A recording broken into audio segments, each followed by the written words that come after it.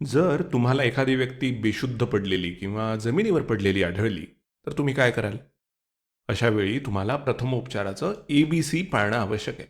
ए म्हणजे एअरवे, म्हणजेच श्वसन मार्ग. त्यांचा श्वसन मार्ग मोकळा आहे की नाही याची तुम्हाला खात्री करावी लागेल. पण तुम्ही हे कसं कराल? त्यांचं डोकं हळुवारपणे मागे वळवा आणि त्यांची हनुवटी हळुवारपणे वरच्या बाजूला ढकला, जेणेकरून त्यांचा श्वसन मार्ग मोकळा होईल. आता जर त्यांचा श्वसन मार्ग मोकळा असेल तर तुम्हाला पुढची गोष्ट करायची आहे. ती म्हणजे बी. बी म्हणजे ब्रीदिंग, म्हणजेच श्वासोच्छ्वास. ती व्यक्ती श्वास घेत आहे की नाही हे तुम्हाला तपासावं लागेल. श्वासोच्छ्वास पाहण्यासाठी, ऐकण्यासाठी आणि जाणवण्यासाठी प्रयत्न करा. तुमचा तळहात हळुवारपणे त्यांच्या छातीवर ठेवा आणि त्यांची छाती वर आणि खाली हालते आहे की नाही हे जाणवण्याचा प्रयत्न करा. आणि तुमचे कान त्यांच्या तोंड आणि नाकाजवळ ठेवा आणि लक्ष देऊन ऐका की ते खरोखर श्वास घेत आहेत की नाही. आता जर ती व्यक्ती श्वास घेत नसेल तर तुम्ही सी कडे वळा, जे सर्क्युलेशन म्हणजेच रक्ताभिसरण आहे. आता तुम्हाला त्यांच्या छातीवर हळुवारपणे वर आणि खाली दाब द्यायचा आहे आणि रक्ताभिसरणाला मदत करण्यासाठी कॉम्प्रेशन्स म्हणजेच दाब निर्माण करायचा आहे. यामुळे त्यांना पुन्हा श्वास घेण्यासाठी मदत होईल. ठीक आहे, तर आपण ABC थोडक्यात समजून घेऊया. ABC म्हणजे एअरवे, ब्रीदिंग आणि सर्क्युलेशन, म्हणजेच श्वसन मार्ग, श्वासोच्छ्वास आणि रक्ताभिसरण. आता तुम्ही या सर्व गोष्टी तेव्हाच करता जेव्हा ती व्यक्ती बेशुद्ध असते. आणि जर ती व्यक्ती श्वास घेत नसेल तरच तुम्ही सर्क्युलेशनसाठी छातीवर दाब देण्याची कृती करता. ठीक आहे, पण प्रत्येक वेळी व्यक्ती बेशुद्ध नसते, बरोबर ना? जर एखाद्या फुटबॉल खेळाडूला दुखापत झाली आणि त्याच्या स्नायूंना दुखापत झाली असेल तर काय? तेव्हा तुम्ही काय कराल?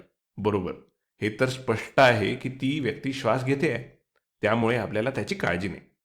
पण आपल्याला त्याच्या स्नायूंच्या दुखापतीसाठी त्याला मदत करायची आहे. अशा वेळी तुम्हाला राईसचा वापर करायचा आहे. ऐकायला गमतीदार वाटतं ना?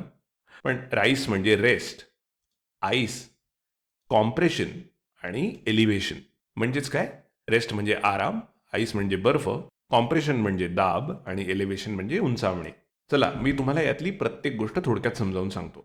तर रेस्ट म्हणजे जिथे तुम्ही तुमच्या शरीराच्या दुखापतग्रस्त भागाला विश्रांती देता. समजा तुमच्या गुडघ्याजवळ दुखापत झाली आहे, तर तुम्हाला तुमच्या गुडघ्याला विश्रांती द्यायची आहे, बरोबर? आणि मालिश करणं टाळायचं आहे, कारण त्यामुळे तुमची दुखापत आणखी वाढू शकते. तसेच वेदनादायक हालचाली देखील टाळायच्या आहेत. जर एखाद्या हालचालीमुळे वेदना होत नसतील तर तुम्हाला बहुधा तसं करण्याची परवानगी असेल, बरोबर? तर ही आपली पहिली पायरी होती. आता पुढची पायरी आहे, म्हणजे आईस, म्हणजेच बर्फ. टॉवेलमध्ये थोडा बर्फ गुंडाळा आणि दुखापत झालेल्या भागावर ठेवा. बर्फ थेट त्वचेवर ठेवणं टाळा.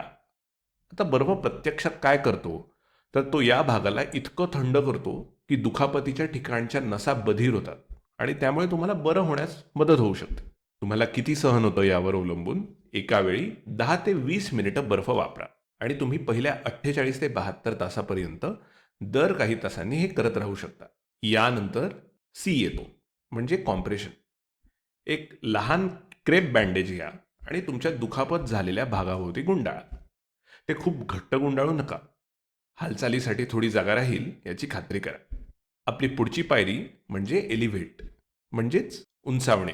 दुखापतीचा भाग हृदयाच्या पातळीच्या वर उचला किंवा उंच ठेवा आणि तुम्ही हे सुमारे 24 तास करू शकता आणि तुमच्या लक्षात येईल की सूज कमी होईल.